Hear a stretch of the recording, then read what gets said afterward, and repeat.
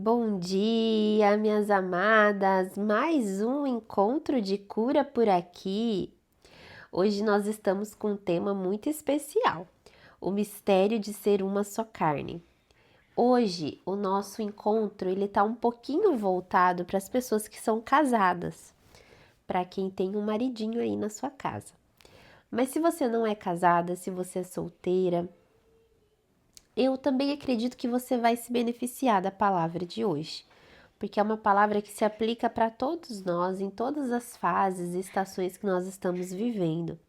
Esse entendimento da unidade, esse entendimento da comunhão, ele se aplica também a várias fases da nossa vida. Eu quero já pedir perdão a vocês pela minha voz. Eu fiquei com uma gripe bem forte esse fim de semana. Acho que começou na quinta, sexta-feira. Então, assim, estou pela misericórdia. As minhas filhas estão aí e hoje foi o dia que eu consegui gravar para vocês. Mas tá profético, hein? Porque eu tô falando sobre casamento dentro do meu quarto. Olha que profético. O Senhor, ele tem os seus detalhes, né? E eu creio que hoje ele vai ministrar no seu coração, amém? Paizinho querido, eu peço que o Senhor possa trazer cura aos nossos corações. Que o Senhor possa vir com teu amor leal sobre nós. Que o Senhor possa, Pai, trazer a reconciliação dentro de cada casa, dentro de cada lar. Eu oro, Pai, para cada casamento que está destruído, sem esperança. E eu peço que o Teu Espírito Santo venha com a cura. Que o Teu Espírito Santo, Pai, venha com o amor que não provém de nós, mas provém de Ti. Um amor capaz de encobrir, Senhor, a multidão de pecados. Um amor que perdoa, um amor, Senhor, que é capaz de viver tudo aquilo que o Senhor nos ensinou. Em nome de Jesus. Amém. Amém? Hoje vocês vão ter que me amar muito com a minha voz, hein? O texto, gente, está em Gênesis capítulo 2, no verso de número 24. Hoje nós vamos falar do mistério de ser uma só carne. Por isso deixará o homem seu pai e sua mãe e se unirá à sua mulher, e serão os dois uma só carne. Amém? É importante que você saiba que quando nós nos casamos, Deus ele olha para a terra e ele não vê você e seu marido individuais. Ele vê vocês como um só. Então vocês dois formam uma só carne no reino espiritual. Não tem separação, não tem divisão entre vocês, né? E essa questão de nós nos tornarmos um só com outra pessoa, ela envolve sujeição e envolve sacrifício. Então pensa bem, o nosso casamento aqui na Terra, a Bíblia compara ao casamento de Jesus Cristo com a sua igreja. Então Jesus, ele é o cabeça da igreja e nós, igreja, somos um corpo, o corpo de Cristo. E Jesus, ele precisou renunciar à própria vida dele para que ele fosse o cabeça e trouxesse sobre nós, a igreja, a unidade, a comunhão, para que o Pai, o Filho e o Espírito Santo fossem um só juntamente com a igreja. E hoje nós somos um só com Cristo, com o Espírito Santo, graças ao sacrifício de Jesus na cruz. Então ele mesmo, em primeiro lugar, veio nos mostrar a importância da comunhão, a importância de nos tornarmos um só. A importância da gente não buscar os nossos próprios interesses, a nossa própria individualidade, mas de compor uma unidade, de sermos uma só carne. Sozinho, nós nunca conseguiremos alcançar os propósitos de Deus. Eu acho até que eu já falei isso aqui nos 21 dias, mas a palavra diz que aquele que caminha sozinho, ele é tolo. E ele tem, assim, a Bíblia fala que ele é tolo, agora é o que eu estou falando, eu, Isabelle. Ele tem grandes chances de desfalecer. Então, nós precisamos uns dos outros. Então, quando nós estamos em um casamento e a gente compreende que nós somos uma só carne, nós entendemos que deve haver uma sujeição.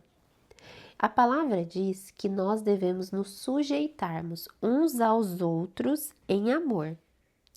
E logo abaixo está dizendo que as mulheres, elas devem ser submissas aos seus maridos.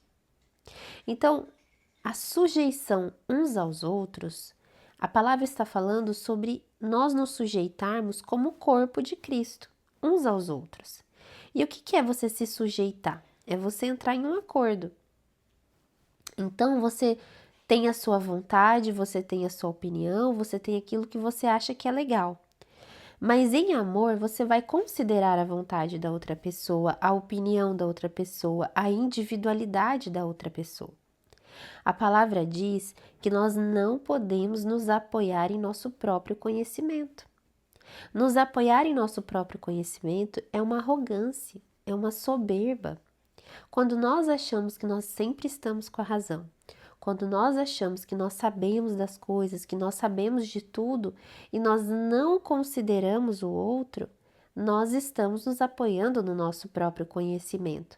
E quem se apoia em si mesmo, quem se apoia na força do próprio braço, a palavra diz que não vê quando o bem chega. Então nós precisamos confiar no Senhor. E confiar no Senhor não tem que ser uma coisa mística. Confiar no Senhor tem que ser obedecer os princípios que Ele nos deixou e crer que Ele irá nos sustentar nas nossas necessidades. Então, quantas vezes dentro do nosso casamento nós negociamos os princípios bíblicos? Você, se já é cristã há algum tempo, sabe que você e seu marido é uma só carne. Você sabe que tem que ter sujeição, que tem que haver concordância, mas muitas vezes pelo medo, pelos traumas, porque o seu marido já errou com você, porque os seus antigos relacionamentos você passou por situações difíceis, porque o seu pai não foi talvez um modelo de marido. Então você pega todos esses traumas, todas essas feridas, como uma justificativa para não cumprir o princípio que Jesus estabeleceu, o princípio que a palavra estabeleceu. Então, nós precisamos ter fé para cumprir os princípios. Esses dias eu falei no GC, eu confessei algo muito feio que eu fazia e eu tô confessando para vocês, só que eu já me arrependi, tá? Hoje eu sou uma pessoa completamente diferente. Até acredito que eu virei o extremo oposto, né? Mas eu tinha muita dificuldade de fazer trabalho em grupo, porque eu não tinha paciência com as pessoas do meu grupo. Eu sempre achava que eu sabia mais do que todo mundo. Eu era muito estudiosa, eu era muito perfeccionista, eu sempre tirei notas muito boas, mas porque eu era assim, eu era bem difícil nessa área, sabe, gente? Eu era muito assim. Então eu achava que ninguém estudava como eu achava que ninguém tinha zelo e diligência como eu tinha, que as pessoas não iriam fazer tão bem feito como eu. Então eu odiava fazer trabalho em grupo, porque para mim todo mundo estava lá, muita gente estudava de qualquer jeito, muita gente não prestava atenção, muita gente era tranquila demais e aquilo me dava muita irritação. E eu já, assim, presenciei e fiz parte de várias brigas de trabalho em grupo. E esses dias o Senhor estava me chamando a atenção para isso. Olha só como eu trabalhei na sua vida. Porque eu tinha dificuldade de me sujeitar em amor aos outros. Por quê? Um pouco por conta do medo. O orgulho, a soberba, a arrogância tem raiz no medo. Você quer fazer algo bem feito, você quer fazer algo que, você quer que a sua família alcance os sonhos e objetivos que você tem no seu coração, que Deus desenhou para vocês. Você quer ser próspera, você quer que seus filhos sejam bem educados. Você talvez está fazendo tudo na boa intenção. E aí você olha para o seu marido e você talvez veja nele uma incapacidade de compreender o que você sente, uma incapacidade de ver o quanto você está sendo zelosa, cuidadosa, o quanto você está fazendo isso para que a família de vocês cresça, para que vocês tenham sucesso, para que vocês sejam felizes. Mas esses são os caminhos que você desenhou na sua cabeça. Esse é o seu próprio entendimento.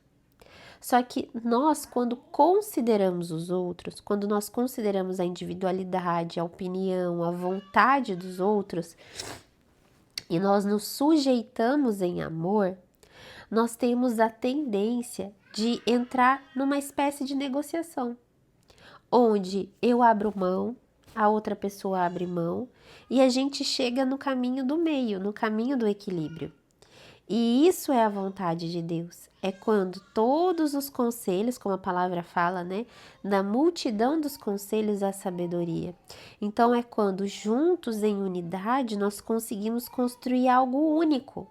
Algo que não é nem da Isabelle, algo que não é nem do Bruno. Algo único, que é um pedacinho de cada experiência, de cada temperamento, de cada personalidade, de cada conhecimento que eu tenho e que ele tem.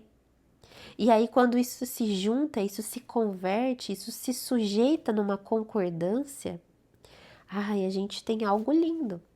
O Senhor Jesus, ele é o cabeça da igreja. Nós estamos aqui para fazer a vontade do Pai.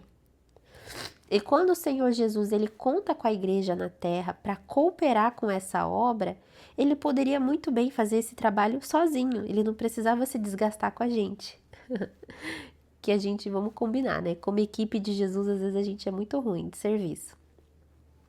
Mas quando ele se sujeita juntamente conosco e ele está aqui e ele se propõe a fazer esse trabalho junto com a gente, ele está dizendo: vocês são importantes para que eu possa concluir a minha obra.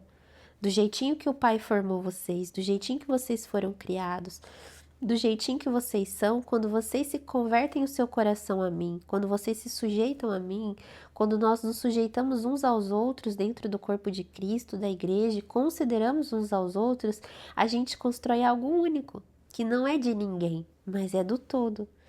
Então, hoje, comece a perceber se quando você tem uma ideia, se quando você tem um pensamento, se quando você tem um julgamento dentro do seu casamento, você realmente considera o seu marido, você trata ele com uma honra, com respeito, compreendendo que talvez para você é um absurdo o que ele pensa, é um absurdo a maneira como ele vive, para você talvez não faça o menor sentido, às vezes que nem o meu marido, ele é muito ousado e eu sou mais pé no chão.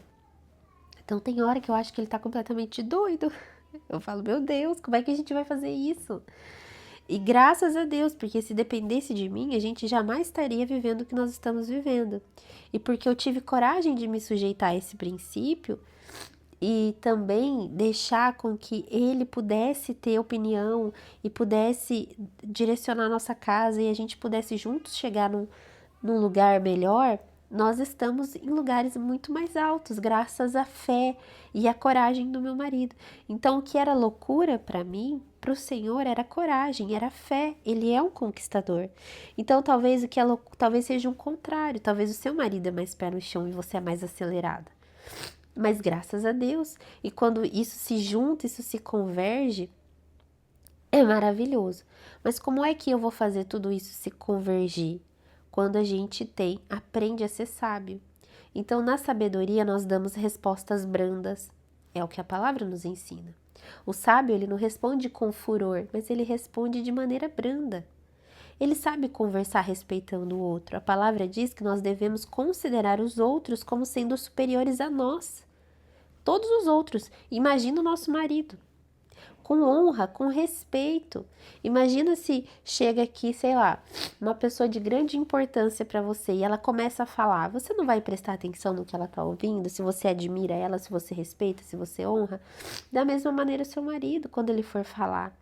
Ele precisa sentir que a voz dele é honrada dentro de casa e não tá o tempo todo com o sentimento de que ele tá falhando, de que ele é imperfeito, de que ele não consegue acompanhar a sua cabeça, de que ele tá errado e você o tempo todo querendo mudar ele. Talvez Deus não quer mudar seu marido. Talvez Deus quer que vocês dois juntos possam chegar em um lugar melhor, um lugar único para a família de vocês. Então, isso nos traz cura. Isso arranca de nós um peso. Isso arranca de nós uma sobrecarga. E eu sei que, mas e se eu fizer isso? E se eu, entrar em concordância? E se eu começar a ouvir ele e as coisas não forem bem? Glória a Deus, porque a Bíblia fala que o justo, ainda que tropece, não cairá. Todas as coisas cooperam para o bem daqueles que amam a Jesus. Talvez Deus está precisando de um erro para colocar vocês no propósito que Ele tem. E se você ficar toda hora tentando impedir, tentando impedir, Jesus nunca vai conseguir entrar em ação. nesse casamento e no propósito de vocês. Então, o Senhor, Ele conta com tudo. Ele conta com os nossos acertos, mas também com as nossas falhas. Ele conta com todas as nossas fraquezas e as nossas debilidades. E Ele instituiu esse princípio. Então, se Ele instituiu esse princípio, é porque Ele quer que nós tenhamos conversas honestas, que nós nos sujeitemos uns aos outros e que a gente passe a considerar uns aos outros em amor como sendo superiores a nós. Sozinhos nós não vamos a lugar nenhum. Um beijo, fiquem com Deus.